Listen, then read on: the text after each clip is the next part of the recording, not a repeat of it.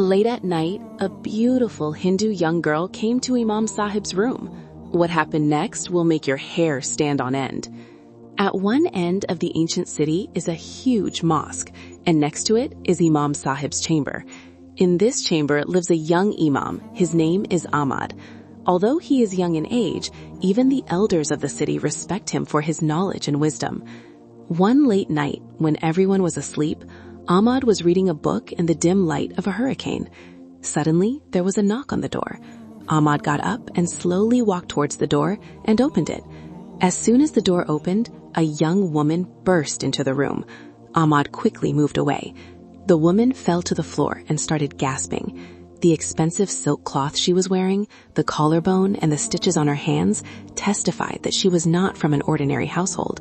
However, the style of her dress and the remaining traces of vermilion on her forehead told her that she was from the Hindu community. Ahmad quickly lowered his gaze, but the woman quickly got up and hugged Ahmad's legs and said, "Please don't throw me out, they will kill me." Hearing this, Ahmad said, "Who are you? It is impossible for a non-mahram woman to be in my room at this late night. You leave here right now." The woman then said in a tearful voice, "Huzur, I know it is a sin. I know it is not according to your religion, but I am safe. I am the daughter of the chief merchant of the city. My name is Neela. Tonight the governor of the city killed my father. He is looking for me now. If I go out now, they will tear me apart. Please, just for tonight." Ahmad stopped after hearing the girl's words. The ruler of the city, Zalim Khan, was a tyrant.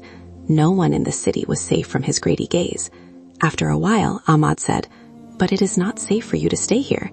If anyone sees it, both you and I will be sentenced to death. Society will not accept it." Then Neela trembled and said, "Death awaits outside. If you stay here, you will be slandered. But if you go outside, both your honor and life will be lost. I have heard that Muslims protect their trust. Today, I am your trust. Will you hand me over to the hyenas?" Hearing this, young Ahmad's forehead furrowed in thought.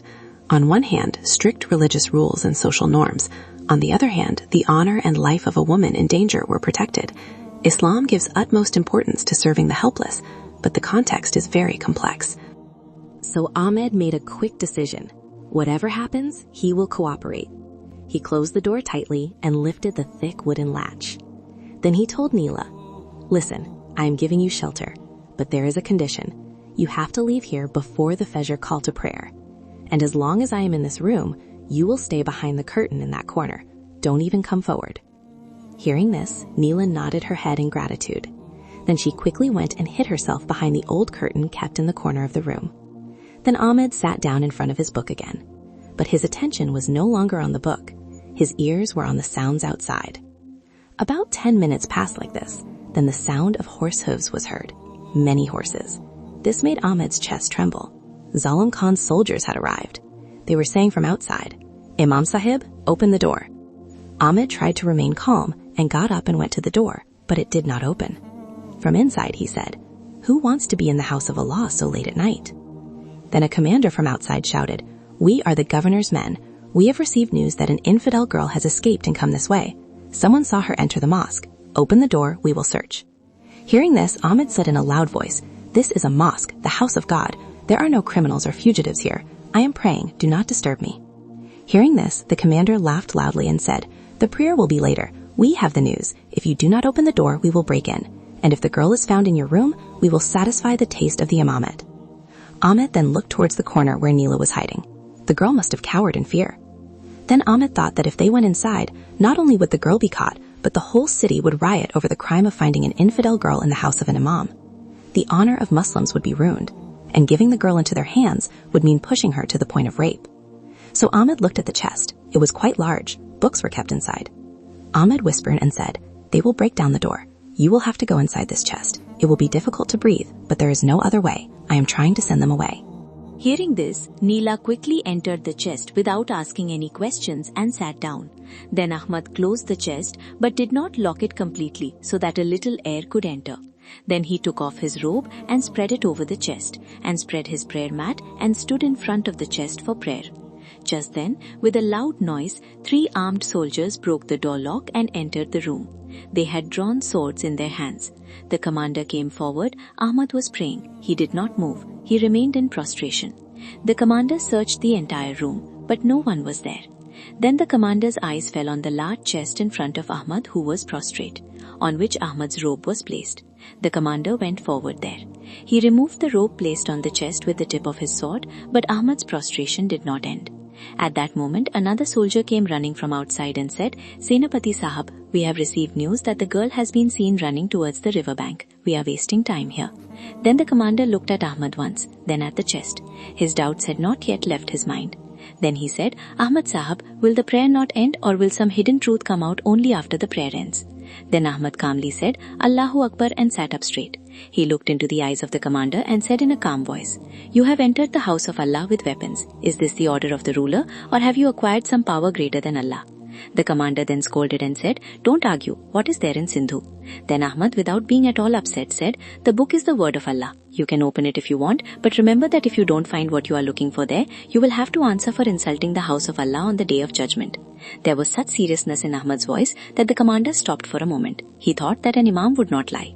Then the commander said to his companions, "Let's go to the pier. There is no point in wasting time here." Then the soldiers left. They hurriedly closed the broken door while leaving. Then they got up quickly and somehow blocked the door. Then they ran and opened the chest. But Neela had lost consciousness by now.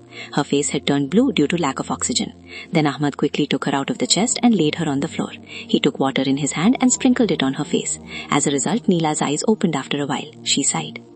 Ahmed breathed a sigh of relief and said, "They have left, but they won't be away for long.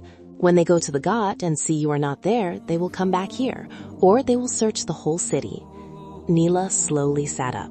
She said in a grateful voice, "You have saved my life, but where will I go now? My house has been burned down. No one will open the door for fear of going to my relatives." Ahmed thought for a moment and said, "There is an old cemetery near the western gate of the city. There is an old servant there. He is known to me and is very trustworthy. For now, there is no other way but to leave you there.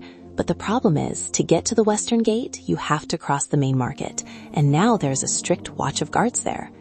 Neela said firmly, "I am ready. I will do whatever you say." Ahmed said, "You cannot go in this dress. They will recognize you as soon as they see you."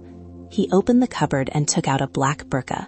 It was a memento of his mother, which he had kept with great care. He extended the burqa and said, "Put this on. Cover yourself from head to toe. Don't say another word. If anyone asks me anything, I will answer. You will come with me dressed as my wife." Neela said in surprise, "Do I have to introduce myself as your wife?" Ahmed said calmly, "Yes, there is no other way. If the guards stop me, I will say that my wife is sick. I am taking her to the judge. When an imam goes out with his sick wife, no one usually suspects." Neela took the burqa in her hand. Different religion, different culture. Yet today she has to take this disguise to save her life. Wearing the burqa, she seems to have become a completely different person. Ahmed took the hurricane in his hand and said, "Let's go. We have to return before dawn." They went out on the road late at night. Imam Ahmed in front, Neela in a burqa behind. Silence all around, the road deserted. After walking a little distance, a group of guards with torches appeared at the intersection of the market. They were stopping every pedestrian. Ahmed whispered, "Don't be afraid. Just stay by my side. Don't hold my hand, keep your distance, but don't go too far either." As soon as they reached the guards, one of them blocked the way. "Wait, where are you going at this time of night?" Ahmed held the hurricane high so that the light fell on his face. "I am Imam Ahmed of the mosque." The guard recognized him and said, "Oh, Huzur, excuse me, but where are you at this time of night?"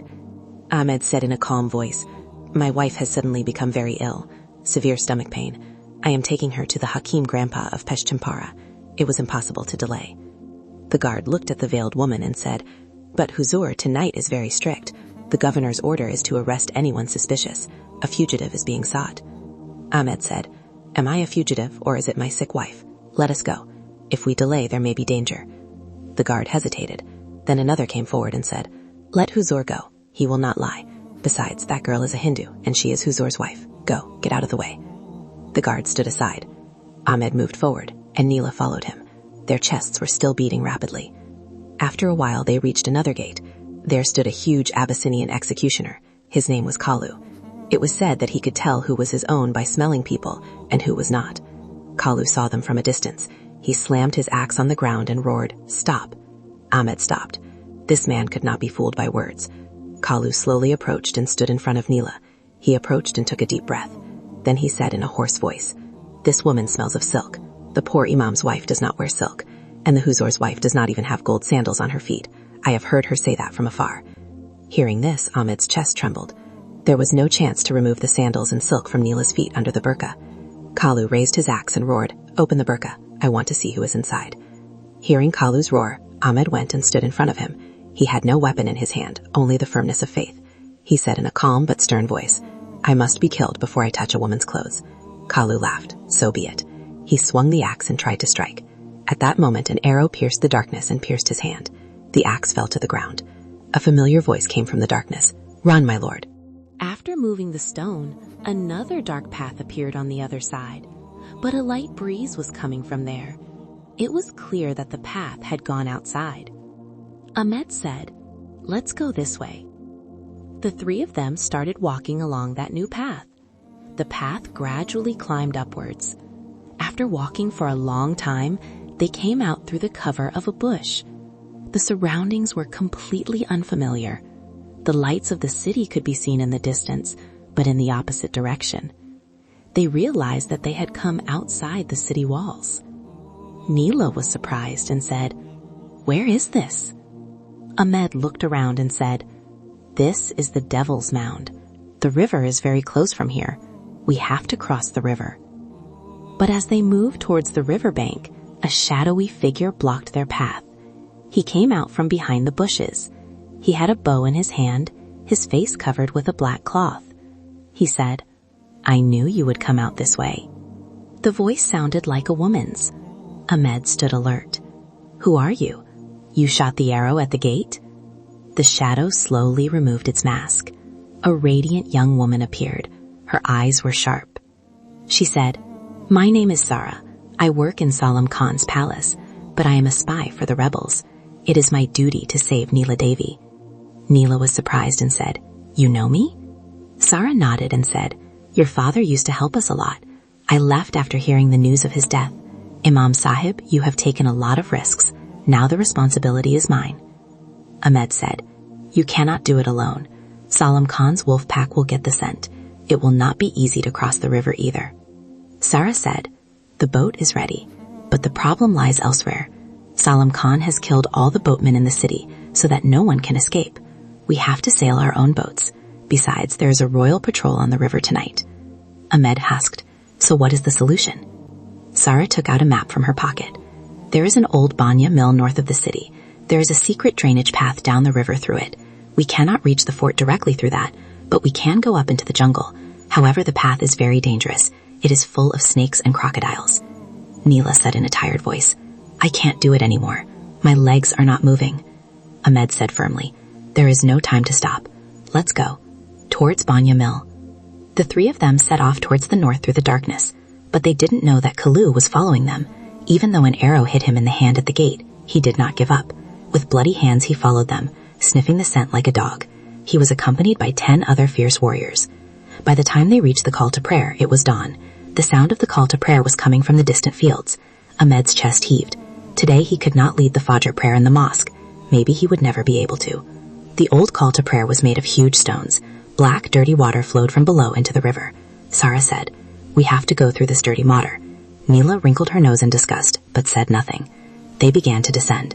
The water was waist-deep, and the stench was intense. Suddenly, there was a loud noise behind her. Kalu appeared with his army. He shouted, "Oh, children of Satan, did you think you could escape?" The soldiers began to surround them. The river in front, the Kalu behind. Both sides were closed. Ahmed then said to Sarah, "You guys get inside the drain. I'm stopping them." Sarah was shocked. "Impossible, you'll die." Ahmed smiled softly and said, "The Imam's job is not only to lead prayers, but also to stand in front of the oppressor. You guys go." Dear viewers, today's episode ends here. If you want to watch the next episode, like the video and let us know in the comments. Stay well. Without a moment's delay, Ahmad and Neela ran towards the narrow tunnel next to the gate. After passing through the tunnel and exiting the city, they started running towards the cemetery. They kept stumbling in the darkness. Neela's breathing became rapid. Under the burqa, heavy silk cloth was wrapped around her body. It was becoming difficult for her to run, but there was no chance of stopping. The light of torches and the shouts of soldiers could be heard behind her. Finally, they reached the boundary wall of the cemetery and stopped. The place was far from the settlement, surrounded by an ancient forest of sago trees. They entered through a broken part of the wall. The atmosphere of the cemetery was eerie. Hundreds of years-old graves, broken in places, covered in weeds in places. A small hut in the middle. That's where the old servant was supposed to live. Ahmad slowly went to the door of the hut and said, "Uncle, I'm Ahmad. Open the door, it's very urgent." After a while, the door opened and an old man came out. He said, "Ahmad, what are the living doing in the land of the dead so late at night?" He frowned when he saw Neela wearing a burqa behind Ahmad. "Who is with you? Has death come in pairs today?" Ahmad quickly entered the room and gestured to Neela. Then he took the old man's hand and said, "Uncle, there is no time for jokes. Zalim Khan's men are looking for us. We have to hide this girl here. There is no one to trust except you." The old man looked at Neela for a while. Then he said, "Zalim Khan's men? They kill the living. They are not afraid of the dead. They will come here too." Ahmad said, "At least for tonight. I will make other arrangements when the morning comes." The old man nodded and said, "Okay, but it's not safe to be on the ground. There is an old tunnel under the cemetery. Long ago, looters used it. Now no one knows it. You go there." The old man removed an old sheet from the floor of the house. There was a wooden floor underneath. As soon as he lifted it, a dark staircase was visible. A damp smell came from below. The old man said, "Quickly, I will close it from above." Ahmad picked up the hurricane. Neela grabbed Ahmad's hand in fear. He didn't say anything. He slowly started going down the stairs. The tunnel was far below. In the light of the hurricane, it was visible that there were rows of skeletons lying on both sides. Maybe these were the looters who had lost their way and died here. Neela controlled herself even as she screamed. Ahmad said, "Don't be afraid. The dead don't do any harm. The living are the ones who cause fear." At the end of the tunnel, they reached a wide area. There was a place like a stone altar. Ahmad placed the hurricane there. Neela removed her veil. Her fair face had turned pale. She said in a trembling voice, "What will happen to my father? I escaped, but his body is..." Ahmad said calmly, "There's no point in thinking about all this now. First you have to survive. Do you have any jewelry or anything valuable? You'll need money to escape." Neela showed her necklace and bracelets. "These are very expensive, but if you try to sell them, you'll get caught." Ahmad said with a worried face, "You're right. These are more of a danger than a treasure now. They have to be hidden." Suddenly, a thumping sound was heard from above. It seemed like someone was walking loudly on the floor of the hut. Then the old servant cried out, "Tell me, old man, where did they go? We saw them coming this way." Neela looked at Ahmad in terror. Ahmad put a finger to his lips and told him to be quiet. They held their breath and waited. After a while, a heavy voice was heard from above. "I searched all the rooms. They are nowhere to be found. It seems they have fled into the forest. Tie up the old man. I will interrogate him on the way back." The sound of the soldiers' footsteps gradually faded away. Still, Ahmad could not calm down. He knew that Zalim Khan's wolf army would not give up so easily. After about an hour, the surroundings became silent. Then Ahmad said, "We have to get out of here, but not from the direction we came from. There must be another entrance to this tunnel." He began to examine the walls with his hurricane hand. At one point at the end of the tunnel, the wall seemed to be made of loose stone. As Ahmad pushed, a stone moved. Then he and Neela began to move the stones together.